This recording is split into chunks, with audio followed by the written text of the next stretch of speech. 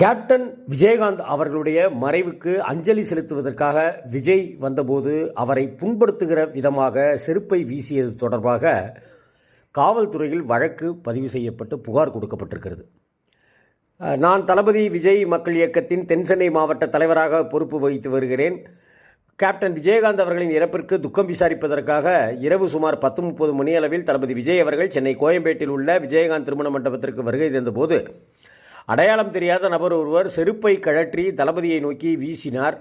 இதனால் தமிழ்நாட்டில் உள்ள ஒட்டுமொத்த விஜய் அவர்கள் ரசிகர்கள், அவர்களுடைய சொந்தங்கள் மற்றும் அவர் மீது பாசத்தை வைத்திருக்கிற ஒட்டுமொத்த மக்களின் மனதை புண்படுத்தும் வகையிலும் அருவருக்கத்தக்க இம்மாதிரியான செயலில் ஈடுபட்ட அந்த நபரை கண்டுபிடித்து அவர் மீது சட்ட ரீதியான நடவடிக்கை எடுக்கும்படியாகவும் தாழ்மையுடன் கேட்டுக்கொள்கிறேன் என்று விஜய் ரசிகர் மன்றத்திலிருந்து அப்புனு மாவட்ட தலைவர் அவர் புகார் மனு தெரிவித்திருக்கிறார்.